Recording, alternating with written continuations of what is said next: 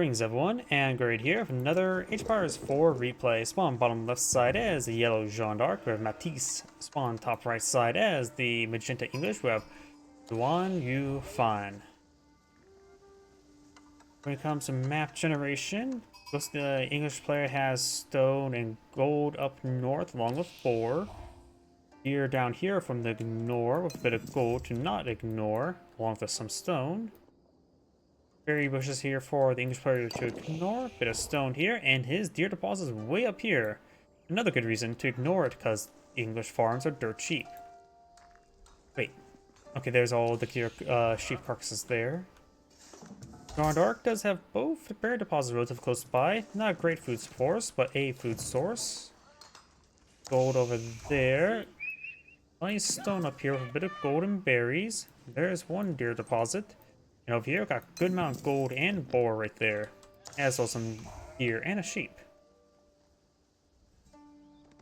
So it looks like Jeanne d'Arc's map spawning's better. English less rely on map RNG with their dirt cheap farms. Got the council hall now going on up.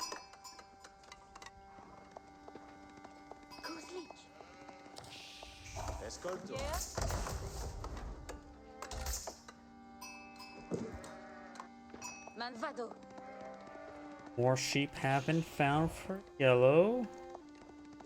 Jeanne has not found a whole lot of sheep yet. There still should seem to be some sheep up here, right? A couple, but not a whole lot. So yellow's doing good with sheep.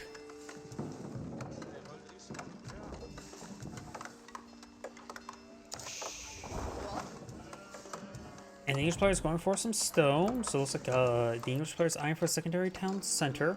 There's also this tiny little bit of trees right there, which could give a nice little natural bounty there. Not a lot, but a nice little bit.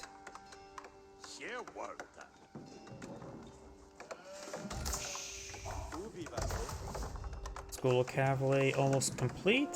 School of Cavalry looks like it will be complete before the council hall. And now point for Jeanne d'Arc 75%, 80% age up, or make that 95 or 99% complete. So Jeanne d'Arc can now level up and goes for the man-arms variant. Which actually maybe better go with the range variant against the English. The English tend to go for man-at-arms, have access to the feudal age man-at-arms. Jeanne d'Arc does provide a faster production speed for nearby villagers. Very nice usage here. And Jeanne d'Arc could take time to start hacking apart the boar. And the villagers can claim the boar.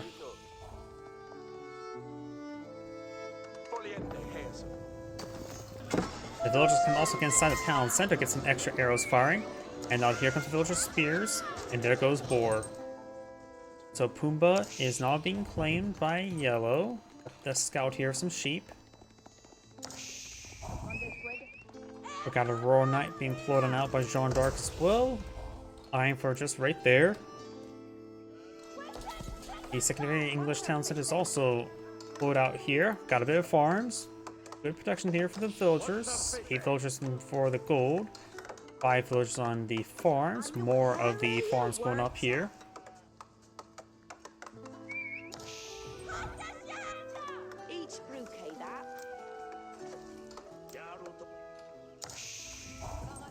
Jeanne d'Arc eyeing to make her advance. An intact move into the trees.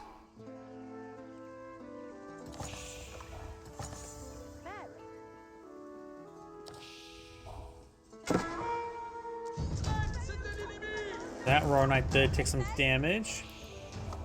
Spire does not have textiles research, so they can be two-shotted by the Royal Knight, but of course, they can all fire arrows against the Royal Knight like as they did. He's down below half health. Jeanne d'Arc does get spotted by the scout. That Royal Knight may just need to fall back and wait to take a chivalry research to get healed up. Got more farms being flooded out. Jeanne d'Arc only has 2 range armor, not 3, so she can get hit extra hard by the arrows. More farms going on up.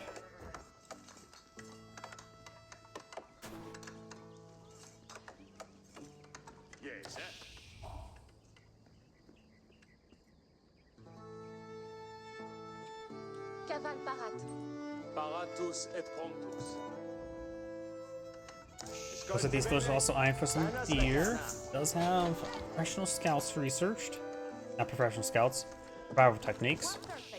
Though Jeanne d'Arc could eye for professional scouts, because due to the fact that the English player is not going to be claiming the deer on the map, she could eye for some professional scouts, claim up the sheep, and she can deploy up those scouts for a cheaper rate thanks to consecrated buildings, such as the consecrated School of Cavalry. She will claim the boar, but since it's not the campaign, you can't pick up the boar with the scout. Guild Hall now going on up.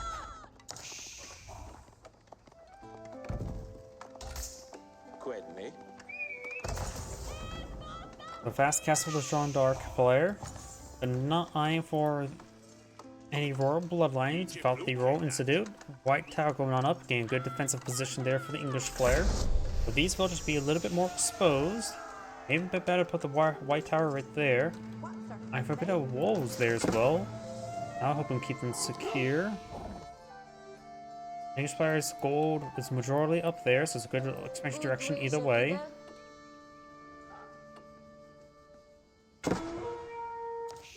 Scout, engaging Scout, but the Scout is going to beat the Scout. Yellow Scout could get one more point of damage in if they have access to a blacksmith. Get that for free. Wait, no. That's something the French get, right? Or does Jeanne d'Arc get that as well, the free melee blacksmith? No, I can't I don't remember off the top of my head. First they do. Monster deployed on out. Oh, she's going to really eye for the relics. She's going to try to get those relics playing. Got multiple English knights now being queued on up in the White Tower and at the stable.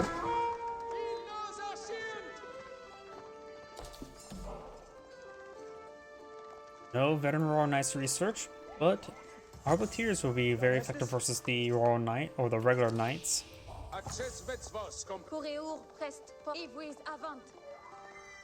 Scout and Knight here.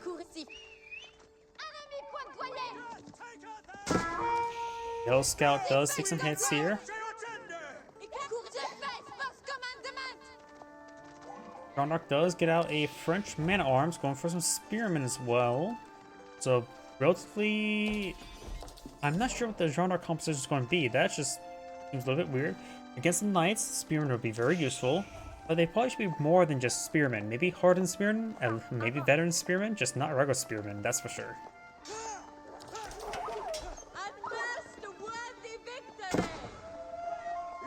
Did you just say a worthy victory when killing the wolf? Royal Knight does go down. And we've got the monk here, pick up the relic. The monk may be able to sneak on by the relic. We've got the longbowman camping this relic there. The English Knights are moving around. Got a number of Arbiteers deployed on out.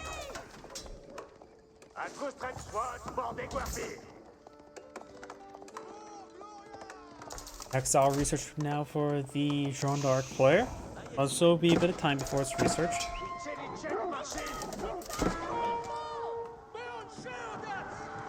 Villagers do get hit here by the English Knights. As the Castle Knights, they can two-shot the regular villagers with having 60 damage there possible. Arbiter does go down, villagers moving back to the deer, and thanks to the fact that the knights have low vision range, they did not see the villagers move around that direction.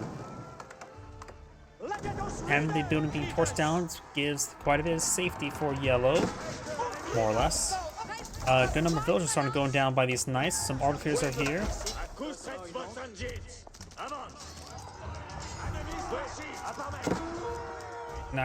Some of these knights are going down. Giving some Jeanne d'Arc some much needed efficiency. Each one provides 24 experience. Shows she may be about a third way to get her level up. More of these villagers are going down. English player is pretty close going into Imperial Age now. And early enclosures technology will really help out gold generation. And maybe a good idea to go to the Wine Guard Palace rather than trying to go for the a Wingard Palace rather than the Berkshire Palace, or Winegard Palace and Berkshire Palace. Yeah, they're both palaces, aren't they?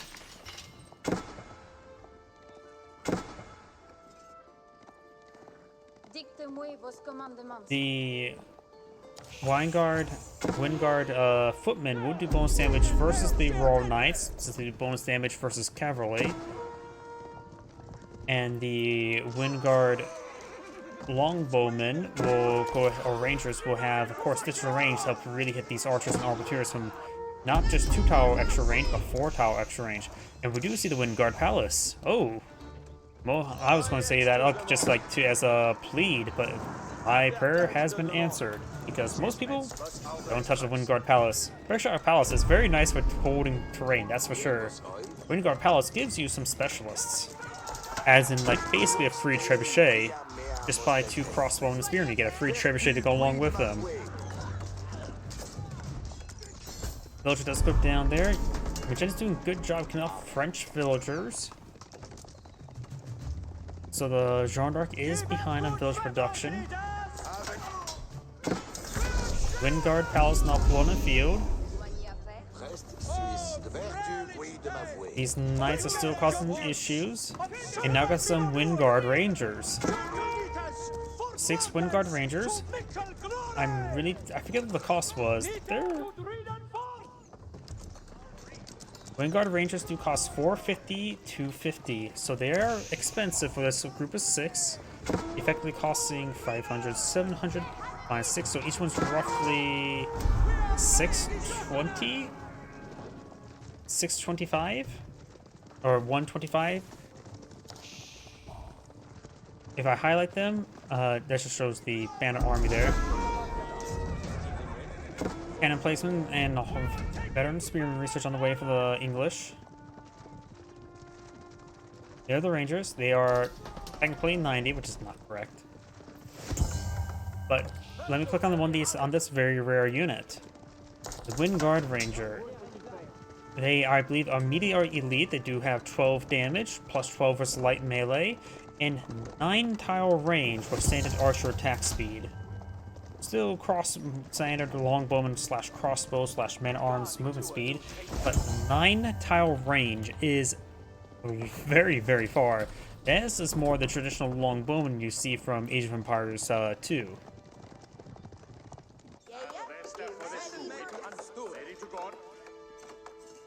And he's going for another round of Wingard Rangers. And think about this as well. If you put them on top of stone walls, they have 11 tile range. They will outrange keeps with bombard emplacements. In fact, right now, they can outrange keeps with just arrows. So I always want to see somebody try to creep forward on stone walls with Wingard Rangers. Have villagers start building up the stone walls, crawl on from on top of the walls, start crawling the way towards your opponent's base, and get 11 rangers. And of course, being on top of the walls, get an extra range and siege resist.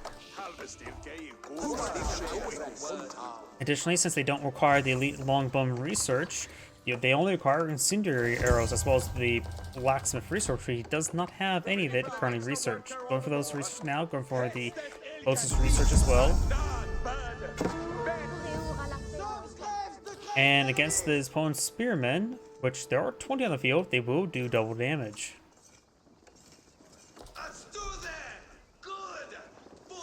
They do still have palings. I think they do have access to arrow volley if they ever get that research, increasing attack speed for a short amount of time.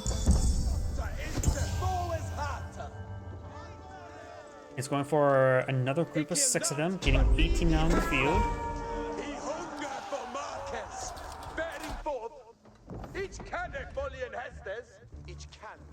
What's the base damage of a regular longbowman?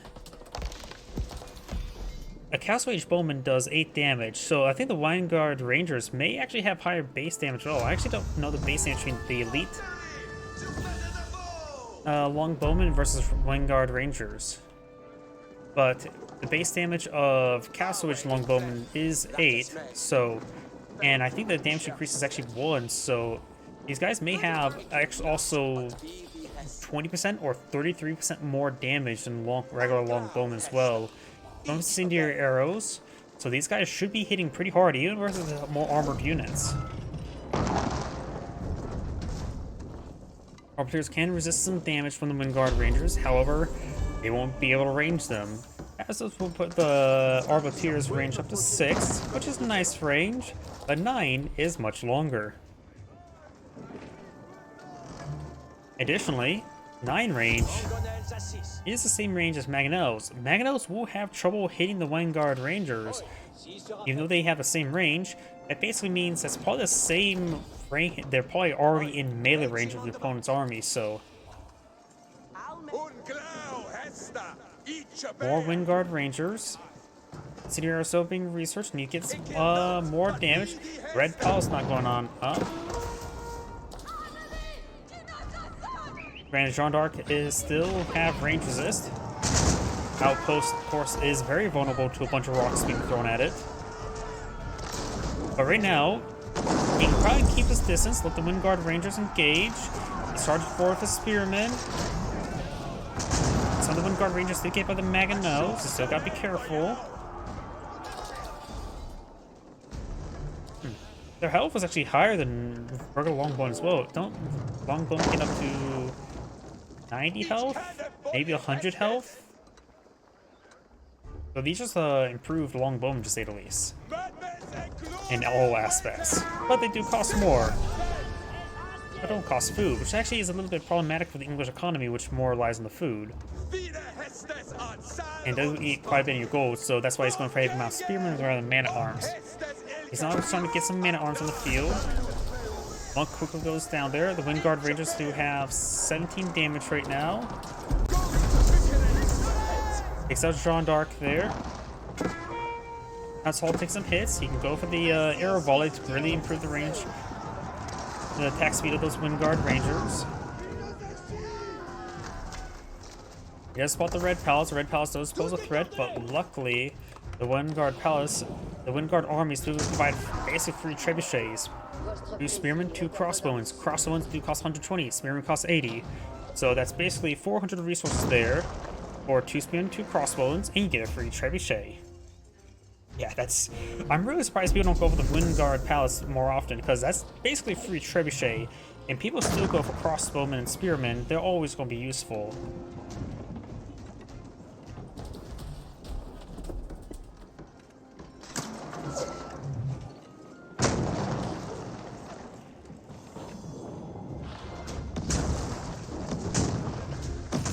He does have a couple trebuchets being pulled out from the White Tower. He does need another house.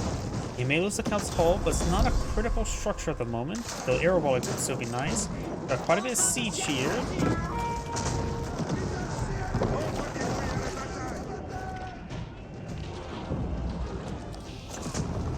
White Tower does have the bombard emplacement.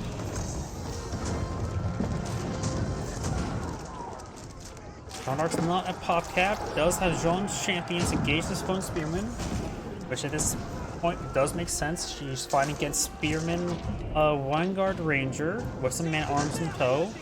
Raiders do bonus stand, or Riders do bonus stand versus crossbows, which his opponent is simply not deploying. When we see the shattering projectiles, I'm not a big fan of this technology. It doesn't feel like it does enough. Like I'm saying, not being too powerful. Ooh, Bombard got a good hit there. No, that was just a trebuchet. Not even. Ooh, got some good hits there.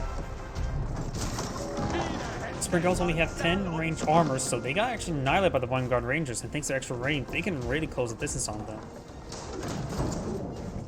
More housing going down. The White Tower is taking some hits. Trebuchet's kind of for some counter barrages there. Mangonel pushes his way forward. We should be hit quite hard by the White Tower. Huh, did the cannon placement always do 73 damage? I thought it was like 60 something damage. Maybe just mistaken. Mangonel quickly goes down there. Mangonels do have 60 or 30. range armor, so just got pelted down. All large thanks to the White Tower. Vanguard Rangers pushed before, got a crossbow here. Divine Wrath was utilized there, but right now it just does 30 damage. It's not too significant versus the more ranged army. White Tower is taking some hits. Got the counterweight trebuchet counter barraging. Takes the shattering projectiles. Even then, that miss should splash the trebuchet a little bit more. Got a villager repairing it.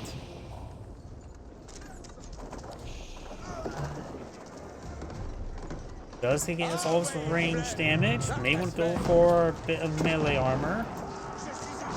Spearman charged by forward with some English man at arms. The English man at arms having extra armor would be very useful. Vanguard Rangers getting some good damage, avoiding the Mangonel shots. Do eat that volley there. Ate a little bit there, but nothing too significant. Divine Restoration does get utilized. Jeanne does not have enough of front line. Does take out one of the Mangonels.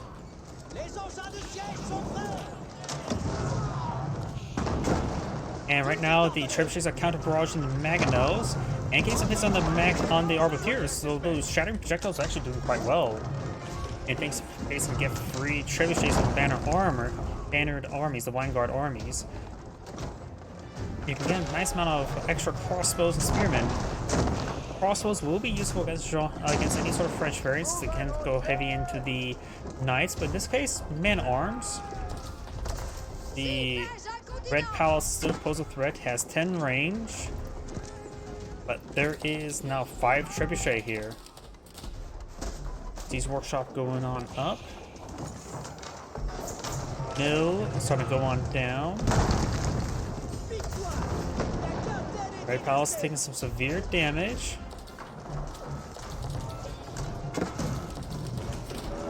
And it looks like some of the Vanguard Rangers went a bit too far forward.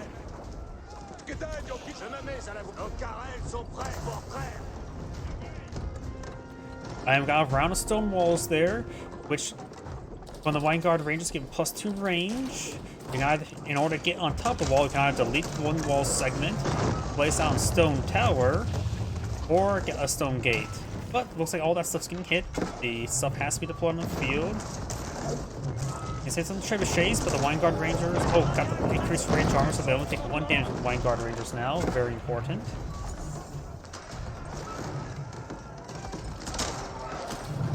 And since the Red Palace only has 10 tile range, the Vanguard Rangers maybe outrange the Red Palace. Humorous. Useful? No. But would actually perhaps harass the repairing villagers. Not hit the palace itself, but hit the villagers. Maybe I delete this wall segment there and get the Vanguard Rangers on top. And we'll be able to siege everything down here, but the Red Palace goes down nonetheless. Now you can start pushing forward the Vanguard Rangers.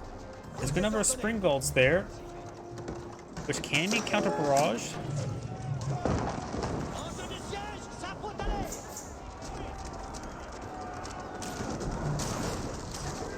Yeah, maybe a good idea to push the villagers forward, get some more stone walls forward in order to get out the high ground capability.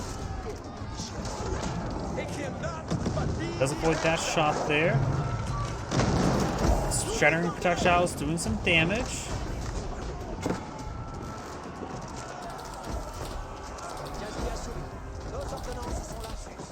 Maybe we'll get another barrage as they start falling back.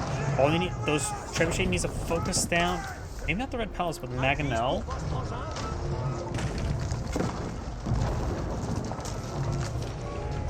These guys are going to be a little bit too close, but the trebuchets are damaging the Red Palace, preventing it from being fully rebuilt.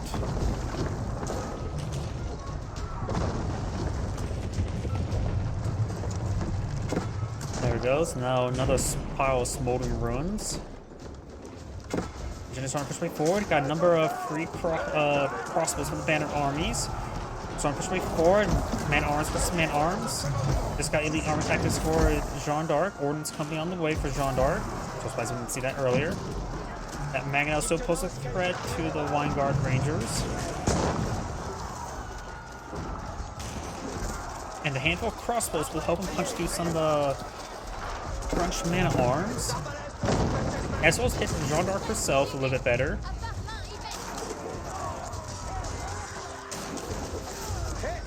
Jeanne d'Arc's trying to charge forward. Does get Holy Wrath there, or maybe not. Spring Gulls not engaging. Spring Gulls have 12 tile range, so they technically will outrange the Vanguard Rangers. Red Palace is still being rebuilt. Got a big round of outposts going on up. Some of these villagers are getting hit there. We do now have the trebuchets pushing forward, trying to hit the Red Palace. Wow, that Red Palace really got hit. Vanguard Rangers push way forward, trying to hit the villagers. Man arms as well. More of the English man arms push way forward. And the Jeanne d'Arc does back of the game. This is Angry saying, thank you for watching, and on to the next replay.